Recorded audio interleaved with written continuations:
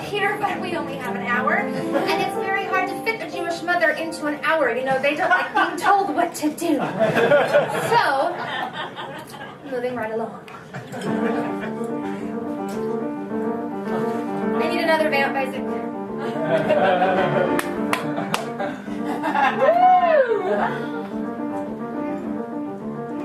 Y'all know that's straight vodka. Mother always said that my body was perfect, just how it was, just how it was. Morgan, she'd say. She doesn't actually talk like this, but this is my show, so I get to make her sound out like Morgan, your body is perfect, just the way it is. Beautiful, special, and all the words that mothers use when they are feeding you shit. Though I was 8 or 9, and far from hormonal pride, I wanted boobs. Well, you know, if nothing else works, you could always just plug your nose and your ears and blow real hard, and maybe they'll just pop out. Perfect is nice, but it's total bullshit. Perfect is as perfect as not. Skipped to 5th grade, all the girls around me filling out in all the right spots. Some of them weren't real, but that is not what we're here to discuss. I had no boobs. I had no bras. I had no bust. Like, seriously, double negative A. Everything was beautiful at the ballet. All the girls were flat and thin like me. Everything was beautiful at the ballet. I was happy at the ballet.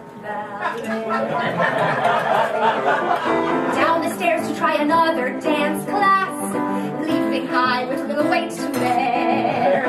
Mother taught the classes in our basement. So some days it was jazz, some days it was tap, some days it was me wishing I cared. Now you would think, as the daughter of a master's degree in dance, hello mother, and a master's degree in the fine arts, hello father, that music in the mirror would be totally ingrained in my genes. And it was. But when you are also a late bloomer in a sea full of freakishly beautiful girlfriends who are rocking a bikini in the 5th grade and returning from summer camp with names like Quincy Felter and the Fingerbang Twins, one's own personal movement and theatrical aspirations begin to take a backseat to one's own desires to be taken into a backseat. I mean, with a last name like Faulkner, the nickname's bound to be pretty good. Dance to a backseat and friends took over. In the 6th grade, so for bonding or pity, my mother took me to the store where all my dreams would come true. Surrounded by bows and lace, a smirk on my mother's face, a clerk with a lot of grace. They measured me.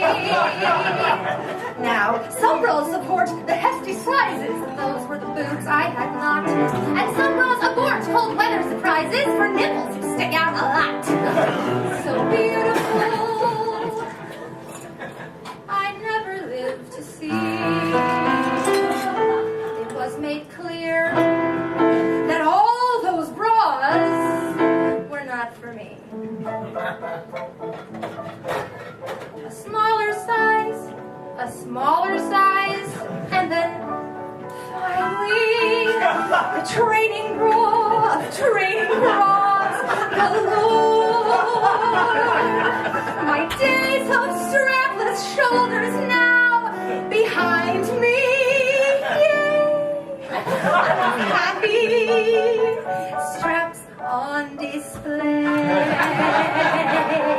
My training bra will soon become a D cup. In my mind, that's where the future led. Though with no boobs, the bra began to ride up. I couldn't keep it down. My smile became a frown. I stood there in the room, dressing with dread. How the hell do you get these things to stay down? My mother's all-time favorite quote. Now, as my mother remembers, the bra actually snapped up and hit me in the chin. Yes.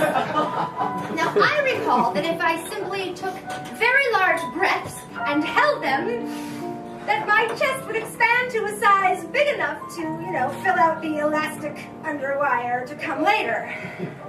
Either way, my mother bought me that bra. Just one? I asked. Let's start with just one and see where that takes us. Now, naturally, I was very upset. I felt that I should have them in all different colors and shapes, not knowing who was going to see them, and God forbid anyone should think that I only had one bra. But my mother's gentle ability to talk me down off the ledge brought us to this conclusion. One training bra, and one itsy-bitsy, teeny-weeny, almost like a 5-year-old in a 2-piece bikini kind of sports bra were to be mine for the wearing, and oh, did I wear them good. Now, the best part about wearing a bra is being able to complain about it. Oh, my straps won't stay up. Oh, my elastic's digging in. Oh, my triangles are too triangular. But eventually, this whole bra training business began to seem about as ludicrous as buying a size 4 when you're really a size 10. Anyway, so I wore those bras, and I wore them, and I wore them out. Nothing. And then, the moment of truth. 7th grade science class. It's first period. It's cold in the room. I'm preparing my notes. I have to give a presentation or something. And I realize that something feels off. Like, literally off. Now, whether it was due to lack of sleep or lack of the early bird gene, this was the moment that I had to stand up in front of my entire classroom in a cold room in a thin t-shirt and present on planets or something, I don't know. And it must have gone well because I can't really remember anything. There's been a lot of whiskey between then and now, but that's not the point. The point is the conversation which followed afterwards. Random girlfriend. Wow, your presentation was really awesome. Me. Oh my God! Are you serious? I was so nervous! Don't tell me you didn't notice! Oh my God, I'm freaking out! Really? Why? Really? You couldn't tell? Oh my God, this is so embarrassing. I forgot to put my bra on this morning. You wear a bra? In 7th grade, a double A. In 8th grade, still a 34A. And every day, to Mom I say, if high school ends this way, I'm getting surgery. I sit and wait